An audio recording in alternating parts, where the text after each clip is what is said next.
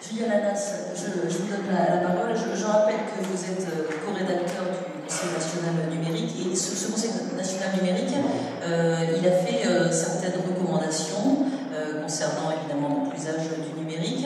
Peut-être quelques-unes pour continuer cet état des lieux du vrai et du faux, en tout cas connaître les vraies représentations, enfin en tout cas celles qui sont justes, et peut-être rebondir sur ce que vient de dire aussi. Je sais que vous avez envie de parler de ce qui se passe dans la classe. Donc déjà, je vais vous remercier pour l'invitation et préciser que j'intervenais ici à titre personnel.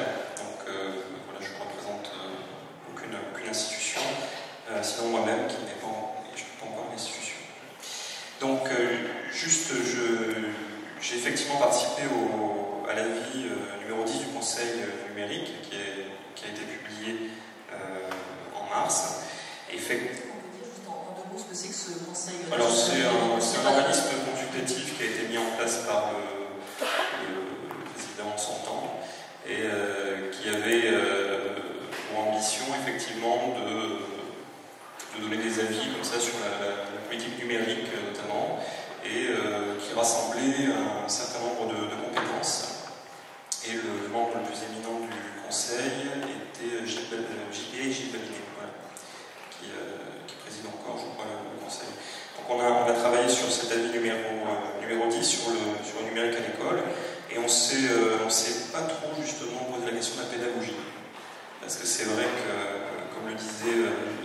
Videguin, il y a effectivement énormément de flou sur ce que peut apporter le numérique en termes de pédagogie. Et alors après, dans le domaine du cognitif, il reste du flou, c'est vraiment très très dur de savoir quel peut être l'apport. Donc on s'était vraiment placé à un niveau un peu macro, on va dire. Et il y a trois recommandations qui ont été faites. La première, c'est effectivement régler la question de la fausse dichotomie entre ressources matérielles et ressources pédagogiques. Donc entre le champ de compétences du service déconcentré et le champ de compétences du service décentralisé, donc la collectivité face à l'académie.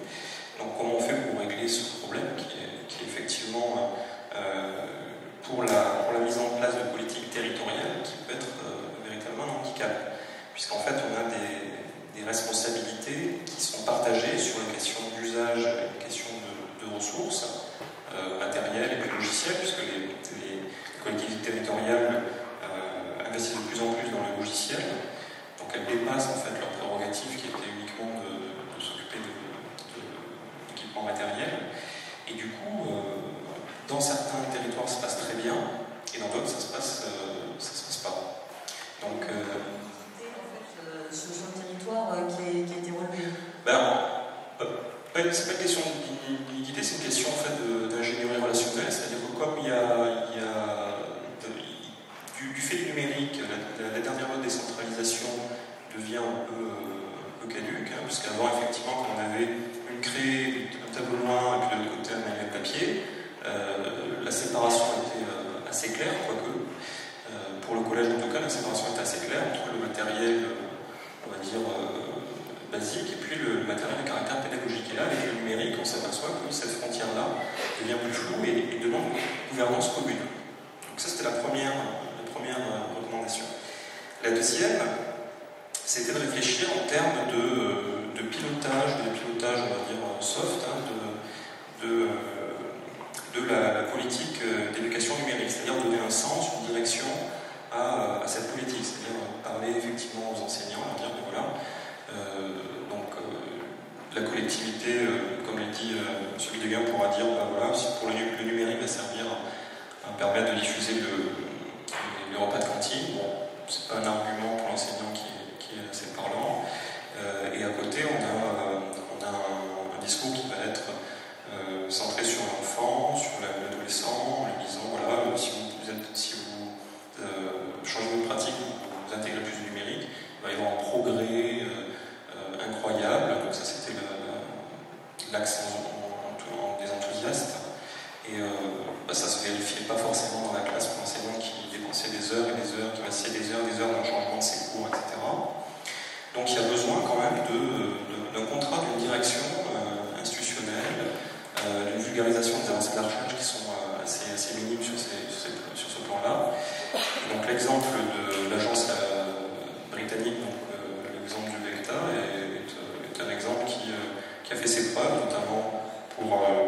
passer un seuil à tout un pays en termes d'éducation numérique.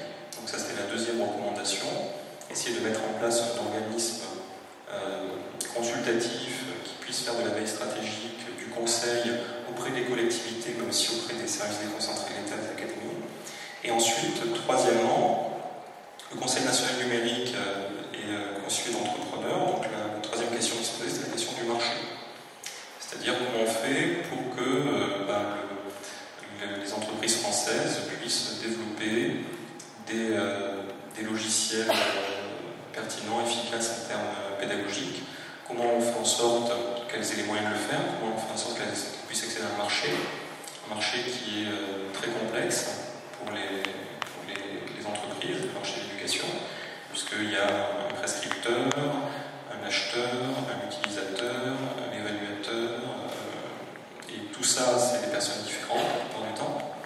Donc c'est un marché complexe. Donc on essayait, dans une troisième recommandation, de réfléchir à la mise en place d'un portail, d'un pool national de ressources, avec une partie en libre accès, permettant à l'enseignant d'avoir des ressources et un panel de ressources représentatifs, et ensuite d'avoir en parallèle peut-être des offres privées. Donc voilà en gros les trois recommandations du Conseil national numérique. Après, c'est vrai que j'aimerais réagir sur les questions qui ont été abordées, notamment la question de la comparaison par rapport aux autres pays, et notamment de la comparaison par rapport à la Finlande. Il y a un autre pays qui est souvent comparé, c'est un exemple, c'est la Corée du Sud. Et il y a une anecdote que je trouve assez parlante pour montrer que ce champ-là de l'éducation numérique et de l'innovation dans l'éducation est un champ extrêmement politique, où beaucoup des choses qui sont dites sont affaires de communication et de communication gouvernementale.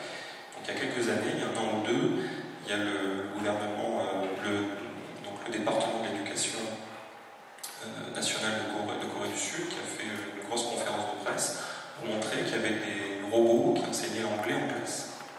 Alors il y a plein de journalistes qui se sont déplacés et la plupart ont commencé effectivement à mener leur enquête et ils sont aperçus que les robots ne faisaient qu'enregistrer les questions des élèves et qu'en fait les questions étaient ensuite transmises à des équipes enseignantes dans les équipes enseignantes philippines qui répondaient et ensuite le robot restituait la réponse. Donc en guise de robot, on avait un dispositif de visioconférence. Donc le retard de la France par rapport à des pays comme la Corée du Sud ou par rapport à des pays comme la Finlande ou même par rapport au Royaume-Uni. Le Royaume-Uni s'est lancé dans un plan d'investissement dans les tableaux numériques interactifs. Il y a 70% des établissements d'enseignement secondaire qui sont équipés. Le problème, c'est qu'aujourd'hui, on remet en cause les qualités pédagogiques de cet équipement en insistant sur le fait qu'effectivement, ce qui est primordial, c'est les aspects de formation. Donc, c'était juste pour relativiser un peu cette idée du retard français.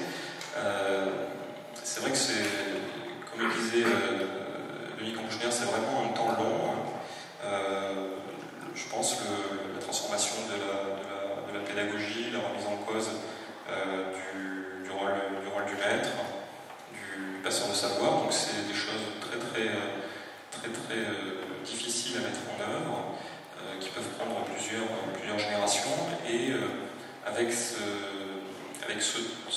autre temporalité qui est imposée par la technologie, on a un décalage qui est parfois pas à l'avantage effectivement du système éducatif ou des enseignants. Merci Julien Lanas.